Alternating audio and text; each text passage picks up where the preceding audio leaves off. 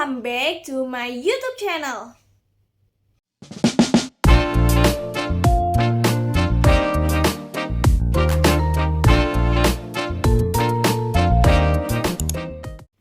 Oke, jadi kali ini aku mau membahas materi tentang matematika tentunya. Tapi kalian di sini bisa menuangkan kreasi kalian, teman-teman. Kalian bisa mengeksplor apa yang kalian mau, membuat sesuatu pokoknya. Tapi itu di sini keren banget. Nah, ada yang bisa tebak gak nih materi apa yang bisa menuangkan kreasi kalian? Ayo tebak. Jadi, kita akan membahas mengenai salah satu penerapan dari geometri non-Euclid, yaitu tepatnya pada geometri fraktal. Kalian udah pernah dengar belum nih? Oke, untuk itu aku akan menjelaskan lebih secara singkat saja mengenai geometri non-Euclid dan geometri fraktal ini. Untuk itu stay tune teman-teman. Oke, jadi di sini aku akan membahas mengenai geometri non-Euclid dulu secara singkat aja. Jadi geometri non-Euclid ini dimulai dengan adanya geometri Euclid, di mana Euclid sendiri ini mempunyai buku yang bernama Euclid's Elements. Nah, dari si Euclid ini perkembangannya lalu muncullah postulat 5 yang mengatakan bahwa melalui sebuah titik A di luar sebuah garis G yang diketahui dapat dibuat tepat sebuah garis melalui A dan sejajar dengan garis G. Nah, postulat 5 Euclid ini dianggap bukan postulat oleh ahli matematika, melainkan teorema atau dalil yang harus dibuktikan. Untuk itu dilakukan usaha membuktikan postulat kelima ini hingga ditemukannya geometri non-Euclid. Seperti itu teman-teman, sejarah singkat mengenai geometri non-Euclidnya sendiri. Nah, kemudian dari munculnya geometri non-Euclid ini, kita bisa melihat skema perkembangan geometri non-Euclid, di mana kalian bisa lihat di sini terdapat skema perkembangan geometri non-Euclid yang dimulai dari Saccheri. Nah, dari Saccheri ini kalian bisa lihat dia berkembang menjadi Lambert, terus ada Steibart, terus kemudian lagi ada Taurinus. Nah, dari si Steibart ini diturunkan lagi ke Gauss. Nah, Gauss membagi lagi nih, ada si W-Bolyai, kemudian ada M. Barlers, kemudian ada Riemann. Nah, selanjutnya dari si W-Bolyai ini kalian bisa lihat lagi, itu diturunkan lagi ya teman-teman. Diturunkan lagi menjadi J-Bolyai. Kemudian si M. Barlers ini diturunkan lagi menjadi Lobachevsky. Dari kedua ini kalian bisa lihat itu merupakan geometri hiperbolik. Nah, dari si Riemann ini merupakan geometri eliptik. Jadi geometri eliptik ini sama geometri Riemann itu tuh ada hubungannya, teman-teman. Nanti kalian bisa nonton video selanjutnya. Aku akan membahas mungkin ya tentang si geometri ini. Oke, kita lanjut dulu. Kita bisa lihat lagi kan, itu si geometri eliptik itu berhubungan ya dengan si Riemann. Kemudian Beltrami sama si Riemann ini menurunkan lagi dengan si Klein. Itu dikembangkan lagi maksudnya sama si Klein ini. Seperti itu untuk skema perkembangan geometri non-Euclidnya. Oke, tadi kita sudah melihat mengenai perkembangan dari si geometri non-Euclid, skema-skemanya. Nah, tentunya dari skema-skema ini kenapa bisa muncul? Karena para ahli matematika dunia sadar bahwa postulat kelima pada si Euclid tadi tidak dapat dibuktikan dengan aksioma-aksioma saja di geometri non-Euclid. Kemudian terdapat banyak fakta yang mengindikasikan penolakan ini. Pada waktu yang hampir bersamaan, 3 orang matematikawan ternyata berhasil menemukan solusi dari perdebatan panjang mengenai keberadaan postulat kelima Euclid. Nah, tebak siapa tuh di antara yang tadi udah disebutin yang dapat menemukan si keberadaan postulat kelima ini? Oke, mereka itu adalah Carl Friedrich Gauss di Jerman. Kemudian terdapat Nikolai Ivanovich Lobachevsky itu ditemukan di Rusia. Kemudian ada Janos Bolyai di Hongaria, seperti itu. Nah, dari orang-orang tersebut tentunya kita jadi tahu kan, dari skema-skema perkembangan itu kita jadi tahu siapa saja penemu-penemunya. Oleh karena itu, di sini aku juga mau spill nih tokoh-tokohnya. Oke, kita lanjut ya. Langsung aja aku spill nama-namanya. Jadi, tokoh-tokoh yang berperan atau berkontribusi dalam geometri non-Euclid ini terdapat di antaranya itu ada Gerolamo Saccheri, kemudian ada tadi Nikolai Ivanovich Lobachevsky, kemudian ada Georg Friedrich Bernhard Riemann, dan ada Benoit Mandelbrot. Mungkin ada banyak lagi, tapi di sini aku spill tipis-tipis aja ya teman-teman. Nah, tadi di awal video aku udah spill kan, kita akan membahas materi tentang matematika yang seru, yang bisa menuangkan kreasi kita. Apa sih itu? Oke, jadi dalam geometri non-Euclid itu tadi kita udah ditunjukkan bahwa terdapat geometri fraktal. Salah satunya dari geometri non-Euclid ini, di mana geometri fraktal ini merupakan benda geometris yang kasal pada segala skala dan terlihat dapat dibagi-bagi dengan cara yang radikal. Geometri fraktal ini merupakan cabang matematika yang mempelajari sifat-sifat dan perilaku fraktal. Geometri ini diperkenalkan oleh Benoit Mandelbrot. Oke, pada tokoh yang tadi paling terakhir ya teman-teman.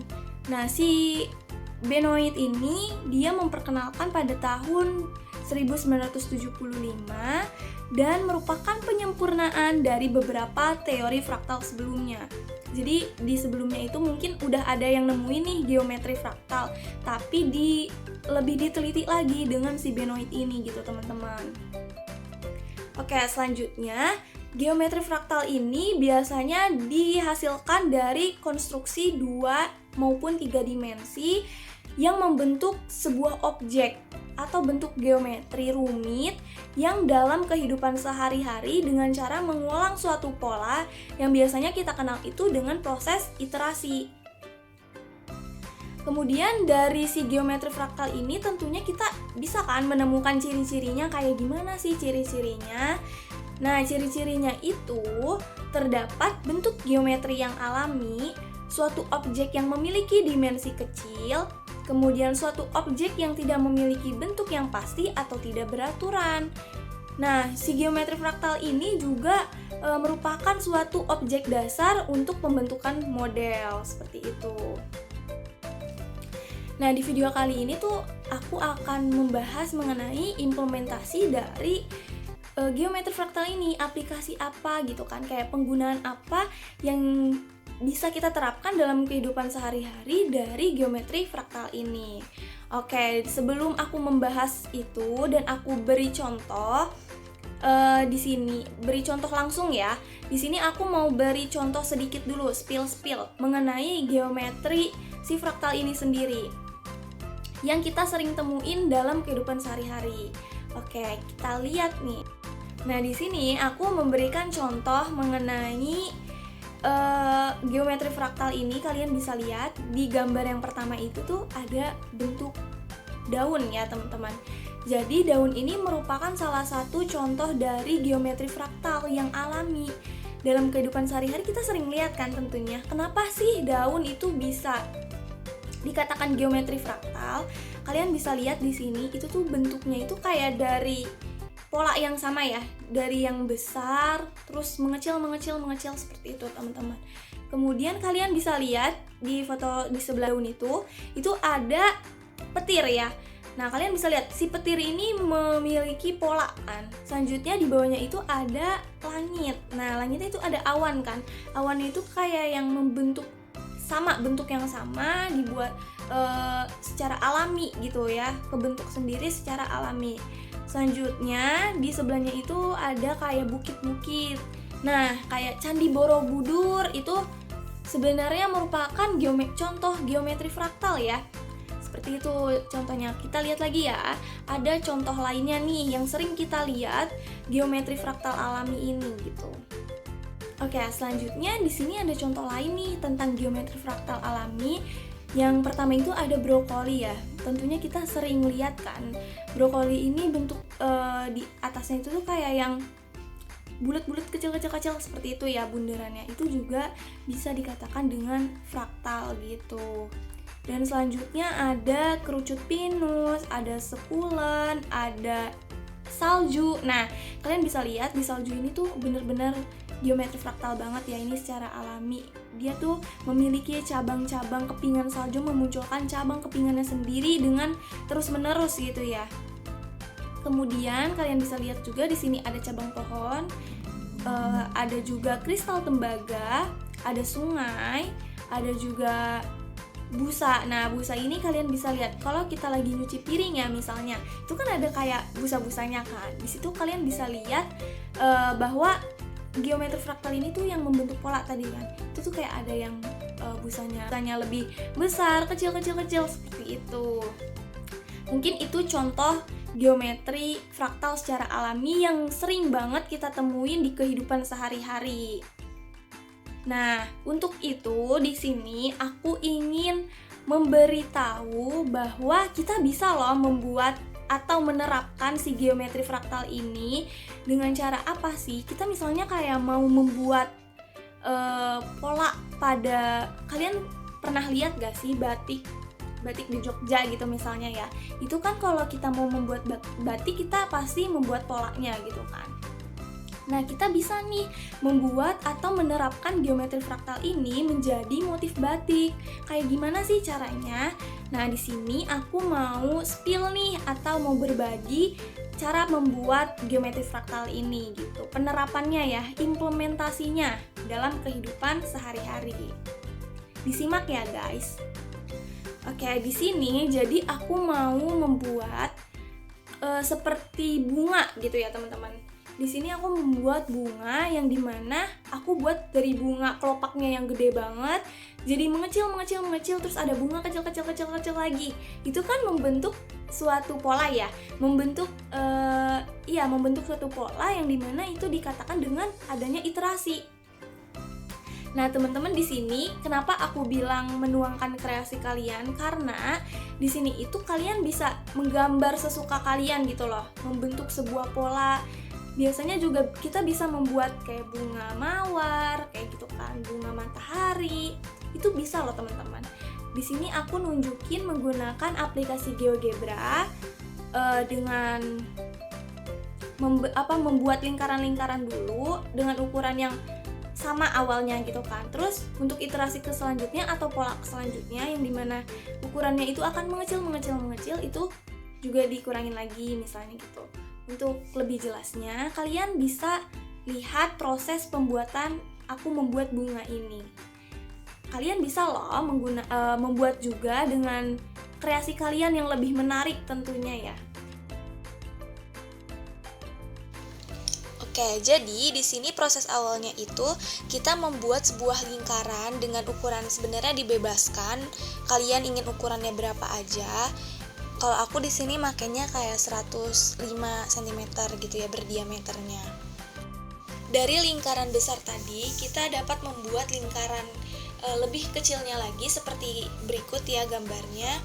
Kemudian dalam lingkaran itu lagi kita ngebuat lagi nih polanya. Jadi ada pola lagi ya di situ.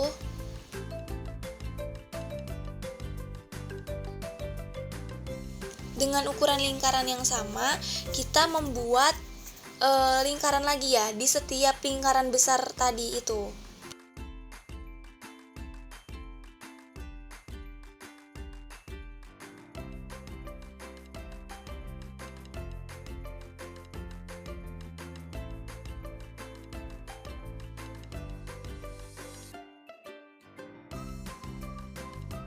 Kemudian di sini kita lakukan lagi membuat lingkaran yang lebih kecil. Dilakukan dengan proses yang sama ya, diulang-ulang kembali.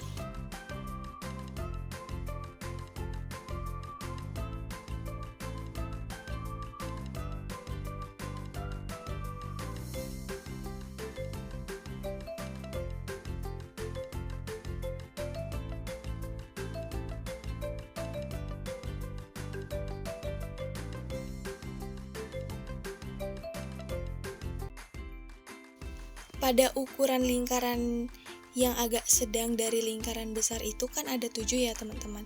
Itu kalian membuat lingkaran lagi, lebih kecil lagi gitu ukurannya. Dibuat sebanyak 7 juga di masing-masing lingkaran itu.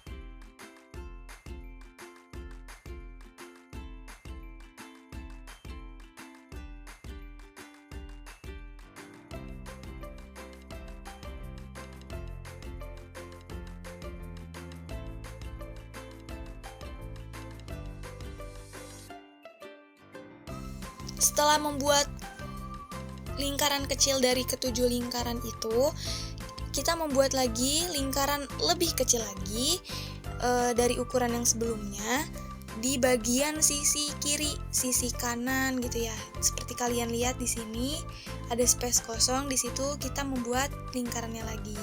Di sini saya membuat dengan ukuran kurang lebih 12,4.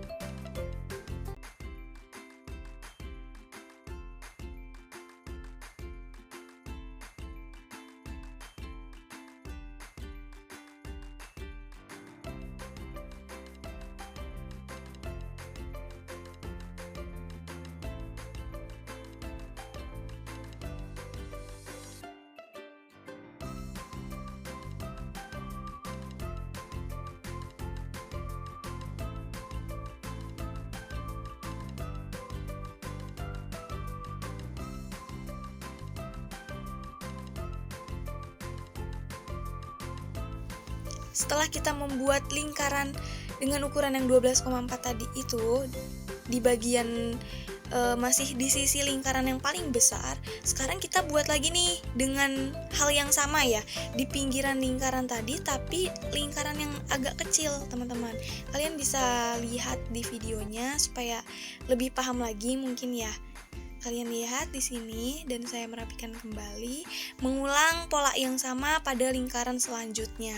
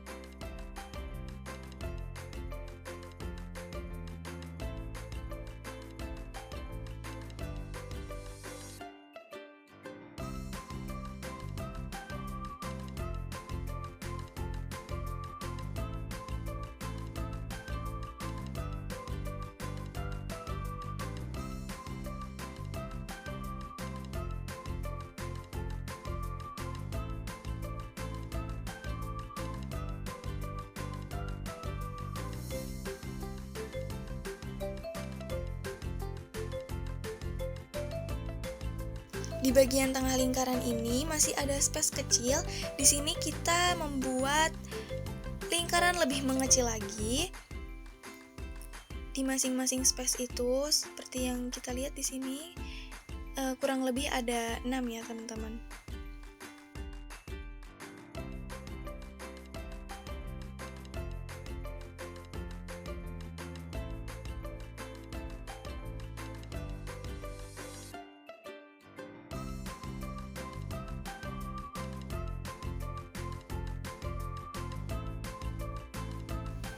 Dari lingkaran yang baru saja kita buat itu, kita buat lagi nih lingkaran kecilnya lagi di dalamnya. Seperti itu karena kita ingin membuat bunga ya. Ini ceritanya kelopak-kelopaknya nih yang kita lagi buat.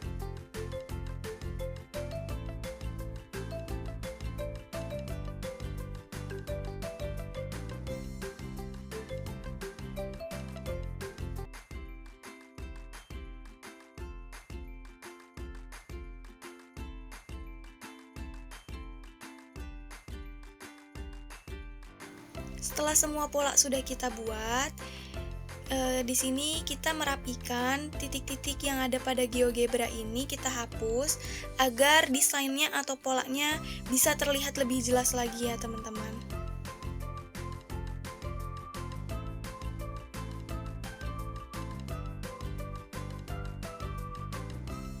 Kemudian inilah merupakan tampilan akhir ketika kita setelah selesai membuat polanya. Ini dia polanya. Ini di sini ada bunga yang kecil-kecil lagi. Kalian dapat lihat di sini saya zoom. Nah, itu dia polanya, teman-teman.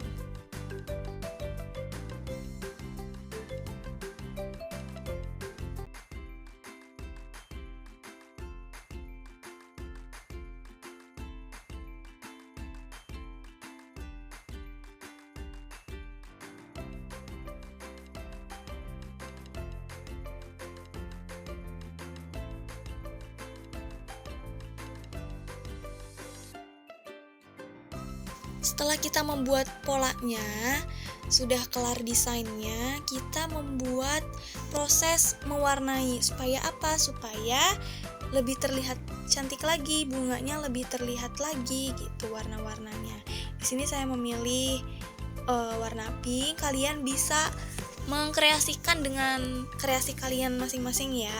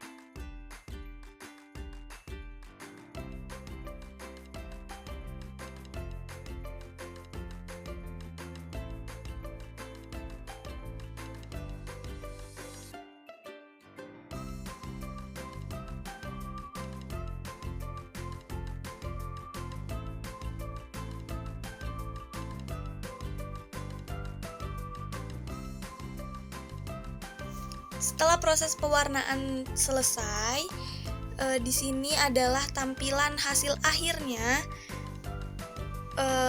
bunga yang saya buat polanya. Di sini kita bisa membuat pola ini untuk motif batik ya teman-teman ya. Di sini saya bertujuan untuk membuat motif batik dari pola yang sudah saya buat seperti itu. Untuk lebih jelasnya, tampilan hasil akhirnya akan saya lebih perjelas lagi di video ini ya teman-teman. Bisa kalian simak.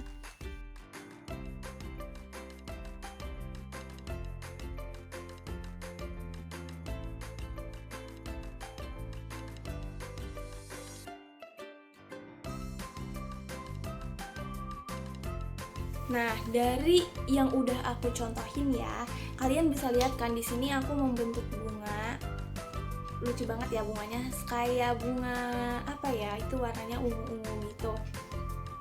Di sini kita udah tahu kan sejarah geometri non Euclid, terus ada salah satu contoh dari geometri non Euclid itu ada geometri fraktal dan penerapan geometri fraktal dalam kehidupan sehari-hari. Itu kita udah tahu ya tadi.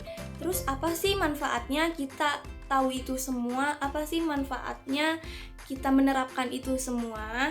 Di sini aku jelasin lagi, kita bahas lagi mengenai manfaat mempelajari geometri non Euclid maupun geometri si fraktal ini sendiri. Jadi, apa pentingnya si fraktal ini? Di antara hal-hal lainnya, fraktal ini dapat membantu dalam memahami ide-ide ilmiah utama seperti bagaimana kuman tumbuh, bagaimana air beku, kemudian bagaimana air itu terbentuk. Nah, manfaat dari kita mempelajari fraktal ini atau kita menerapkan fraktal ini dalam kehidupan sehari-hari, kita bisa terapkan misalnya ya di bidang kedokteran. Di bidang kedokteran itu biasanya itu dipakai atau digunakan untuk membuat diagnosis penyakit kanker paru-paru dengan menganalisis fraktal pada kerusakan DNA-nya. Jadi kalau kita udah mempelajari geometri fraktal ini, kita tentunya juga bisa kan membantu orang lain dari menerapkannya gitu. Terus menggunakan dimensi fraktal citra retina sebagai prediktor kejadian stroke misalnya dalam bidang kedokteran ini ya. Terus kalian bisa lihat kan, maksudnya kalian pernah lihat rekam jantung gitu. Rekam jantung kan ada yang kayak gini-gininya kan, apa sih gelombang-gelombang gitunya.